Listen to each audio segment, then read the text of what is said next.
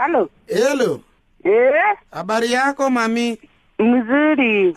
Mami, zile bangi uliuza zilikuwa nzuri lakini tumekamatwa na polisi. Nini hizo? Ile bangi ulituuzia jana.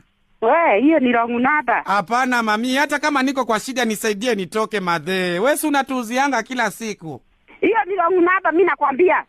Madhe, unajua tuko na polisi hapa na kupigia na line ya polisi, unataka kuniruka nifungwe. Sasa unaniita madhe, unanijua vizuri. Si ni wewe madhe unatuuzianga kindukulu, tunavutanga hapo kwako nyuma, kwani umesahau aje? Mimi ni Kevo yule mmoja. Wewe umetupa bao. Hebu angalia hiyo namba vizuri. Afisa ndio huyu madhe, ongeeni na yeye mniachie.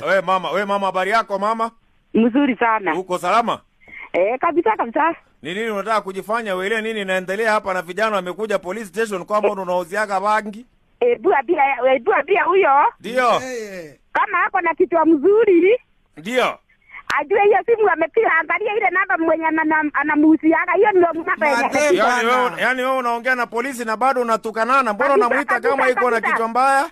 Kabisa, na mimi nawaambia buko na kichwa mbaya nyinyi wote. Unajua mama, unakutukana na polisi, unajua tutakufuata hapo na tutakuweka ndani by the way. Kujeni sana, haraka sana tena. Yaani mama, unajisikia wewe unajua sana, si ndio kabisa. Ulisikia ile kitu tulifanyia nani?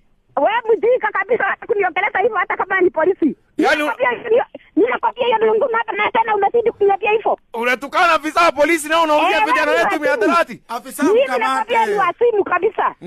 Nakuja kukuchukua hapo mama na lapale utalala.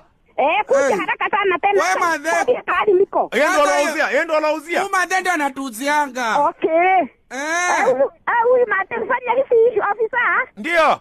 Ukuja na hiyo namba. Ndio. Unikubali mimi ndiko ujue mimi nani. Hii biashara ya bangi ulianza kufanya lini huko? Wacha ujinga hata wewe. Mimi nakwambia sasa ni mjinga. Asia. Unatukana pole madhe, unaona anakutukana askari huyu. Hata sijali kama ni polisi sababu hutaki kunisikia hata wewe. Wewe madhe wewe.